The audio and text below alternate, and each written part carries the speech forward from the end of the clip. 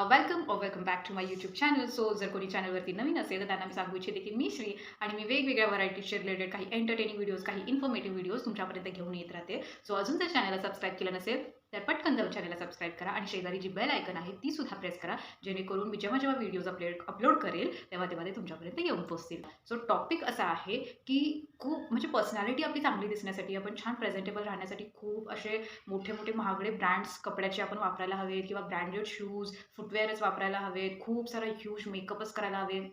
हे सेंटेन्स पूर्णपणे रॉंग आहे. तर कोणत्या अशा छोट्या टिप्स आणि ट्रिक्स आहेत की जास्त खर्च न करता कमी बजेटमध्ये आपण कशी प्रेझेंटेबल आपली पर्सनॅलिटी आपण कशी डेव्हलप करू शकतो, तर याच्यावरतीच आजचा हा व्हिडिओ आहे. तर वेळ न घालवता सुरुवात करूया आपल्या या व्हिडिओला. So number 1, skin care.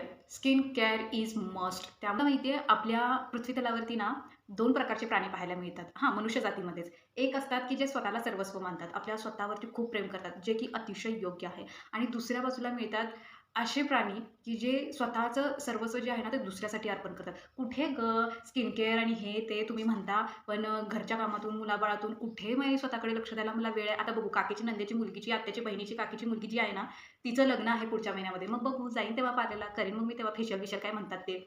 अशा प्रकारचे सुद्धा नग आपल्याला पाहायला मिळतात. मी यांना चुकीचं म्हणणार नाही, की दुसऱ्यांसाठी काहीतरी करणं हे चुकीचं नाहीये. पण स्वतःकडे दुर्लक्ष करणं हे अतिशय चुकीचं आहे. तो खास अशा लोकांच्यासाठी मला हा रिमाइंडर द्यावासा वाटतो, की स्वतःकडेही बघा. स्किन केअर त्यासाठी हे खूप गरजेचं आहे गाईज, कारण याचा इम्पॅक्ट तुमच्या पर्सनॅलिटीवरती खूप खूप याचा प्रभाव पडत असतो. आता तुम्ही म्हणाल की श्री स्किन केअरमध्ये काय येतं? तर तेच जे की क्लीनअप आपण करतो किंवा रेग्युलर बेसिसवरती तुमचे फेशियल व्हायला हवेत, स्क्रबिंग व्हायला हवं.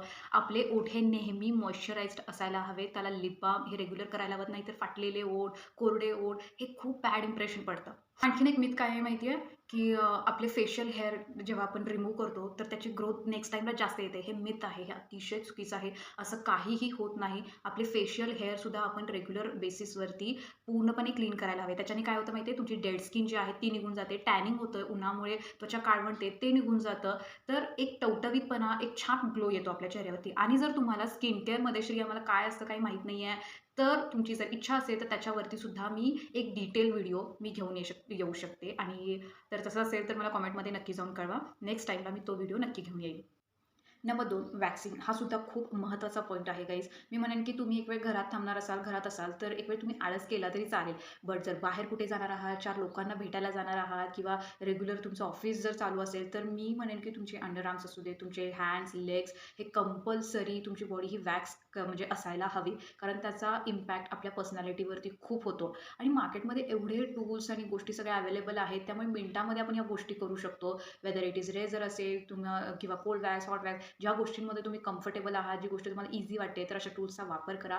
बट आपली स्किन ही पूर्णपणे वॅक्स असलेली हवी. Number 3, deodorants or perfume, scent, spray. तुम्ही म्हणाल की हे खूप मायनर गोष्टी आहेत, बट ट्रस्ट मी, या मायनर गोष्टीच, या छोट्या छोट्या गोष्टीच आपल्या पर्सनॅलिटीला 4 चार लावून जातात. तर बघा, उन्हाळ्याचे दिवस आहेत, आपली बॉडी ही डिहायड्रेट होत राहते, आपल्याला घाम, पसिना किंवा आपण जे स्वेटिंग म्हणतो ते कंटिन्यू आपलं चालूच राहतं. त्यामुळे एक टिपिकल असा आपल्या बॉडीला स्मेल येऊन राहतो. कदाचित ती गोष्ट आपल्याला जाणवत नाही, बट आपल्या शेजारी-पाजारी बसणाऱ्यांना किंवा आपल्या जवळून असे जाणाऱ्यांना लोकांना तो एकदम भपकन असा वास येऊ शकतो आणि ती गोष्ट जाणवू शकते. स्वतःवरूनच बघा ना, समजा आपण बसलो आणि कोणतरी असं आपल्या जवळून गेलं आणि अचानक त्याच्या घामाचा किंवा पसीना जो येतो त्याचा एकदम वास येतो, तर किती नकोसं वाटतं आपल्याला. त्यामुळे हे जे काही प्रकारचे डिओड्रंट्स, सेंट्स वगैरे असतात ते यूज करायला हवेत. आणि त्यात पण मी सजेशन देईन की अल्कोहोल फ्री असलेले सेंट्स, डिओड्रंट्स तुम्ही यूज करत चला. आणि उन्हाळ्याचे दिवस आहेत गाईज, सो जे काही मिनी डिओड्रंट्स, सेंट्स भेटतात ना छोटी बॉटल, ती सुद्धा तुमच्या बॅगमधून हमेशा कॅरी करत राहा. Number 4, body lotion. बघा, तुम्ही वॅक्सिंग करतो आपण किंवा स्क्रबिंग करतो, तर त्याच्यानंतर आपल्या स्किनला इरिटेशन किंवा इचिंग होण्याची शक्यता असते. त्यामुळे बॉडी लोशन हे त्यानंतर तरी आपण कंपल्सरी वापरायलाच हवं. आणि तुम्ही हे कधी नोटीस केलं, बॉडी लोशनच्या ॲडमध्ये ना असं स्क्रॅच करून दाखवतात, तेव्हा तेवढी स्किन आपली पांढरी झालेली असते. किंवा जर अंघोळीच्या वेळेस आपण हार्श पद्धतीचा जर साबण वापरला, तर त्वचा आपली अशी फुटल्यासारखी किंवा पांढरी-पांढरी अशी पडायला लागते.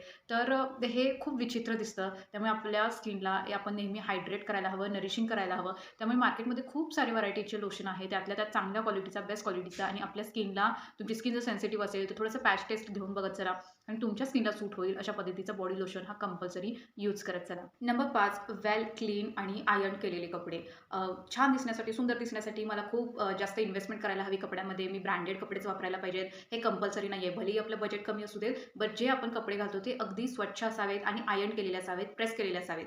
आणखीन एक याच्यामध्ये महत्त्वाचा पॉईंट जर लक्षात घ्यायला गेला, तर जर समजा तुम्ही वेगवेगळे टॉप, बॉटम एकत्रित करून कॉम्बिनेशन त्याचं करून जर तुम्ही यूज करणार असाल, तर कलर हा खूप महत्त्वाचा भाग ठरतो. कारण कोणत्या टॉपवरती कोणत्या कलरचा बॉटम मी वेअर करायला पाहिजे, कोणते 2 कलर सूट होतात आपल्यावरती किंवा कोणत्या 2 कलरचं कॉम्बिनेशन छान उठून दिसतं, तर याचा सुद्धा काही थोडा अभ्यास करायला हवा. आणि दुसरा महत्त्वाचा पॉईंट म्हणजे कोणत्या आउटफिटवरती आपण कोणत्या पद्धतीची ज्वेलरी यूज करायला पाहिजे, हा सुद्धा महत्त्वाचा भाग ठरतो. त्याच्यावरती सुद्धा आपली पर्सनॅलिटी उठून दिसते. काही वेळेस ना लेस इज मोअरची टेक्निक सुद्धा खूप छान दिसते. कमी प्रमाणामध्ये जितके मिनिमम ज्वेलरी आपण यूज करू, तितकं आपली पर्सनॅलिटी खुलून दिसते. त्यामुळे याच्यावरती सुद्धा थोडा आपण अभ्यास करायला हवा. आणि तिसरं एक पॉईंट म्हणजे मला असं वाटतं, की तुम्ही ज्या कपड्यांमध्ये कम्फर्टेबल असाल, जर तुम्ही कुठे बाहेर फंक्शनला जात असाल किंवा एखादी ऑफिसची मीटिंग आहे, तर ज्या कपड्यांमध्ये आपण कम्फर्टेबल असू अशा पद्धतीचे कपडे वेअर करा. मी म्हणत नाहीये, की वेगवेगळ्या गोष्टी डेफिनेटली आपण ट्राय करायला हवे. ते करू नका असं मी म्हणत नाहीये. पण त्याचं सुद्धा एक टाईम असतो. एक्झाम्पल समजा मी ज्या आउटफिटमध्ये कम्फर्टेबल नाहीये, अशा पद्धतीचं मी जर आउटफिट वेअर केला आणि कुठेतरी पब्लिक प्लेसवरती गेले किंवा 4 लोकांमध्ये मीटिंगसाठी वगैरे गेले, फंक्शनमध्ये गेले, तर माझं लक्ष बाहेर दुसरी-तिसरीकडे कुठेही नसता माझ्या आउटफिटकडे असणार आहे. अरे, मी कशी दिसतेय आणि माझ्यावरती सूट तर होतंय ना? खूप सारे विचार येतात आणि आपला कॉन्फिडन्स हळू-हळू लो होत जातो आणि ही गोष्ट ट्रस्ट मी गाईज समोरच्याला जाणवतेच जाणवते. त्यामुळे ट्राय करा. कम्फर्ट झोनमधून डेफिनेटली बाहेर या. नवनवीन गोष्टी ट्राय करायला पाहिजेत. पण त्याला सुद्धा एक वेळ आपण द्यायला हवा. कारण अचानकच उठून असं काहीतरी करणं, कॉन्फिडन्स याच्याने लो होतो. त्यामुळे नेहमी आपण कम्फर्टेबल असू अशा पद्धतीचे कपडे वेअर करायला हवेत. Number 6 hair care. ज्या पद्धतीने ना आपण स्किन केअर घेतो, अगदी त्याच पद्धतीने केसांची काळजीसुद्धा आपण घ्यायला हवी. पण तुम्हाला माहिती आहे, आपलं कसं होतं, की जेव्हा केस खूप गळायला लागतात, ग्रे होतात, म्हणजे पांढरे व्हायला लागतात, तेव्हा जाऊन आपण डॉक्टरांचं कन्सल्टेशन घेतो. मग खूप सारे मेडिसिन्स, औषधं घेतो. पण हे वेळच यायला नाही दिली पाहिजे. आपण ज्या पद्धतीने चेहऱ्याची, स्किनची काळजी घेतो, अगदी त्याच पद्धतीने केसांची पण आपण काळजी घ्यायला पाहिजे.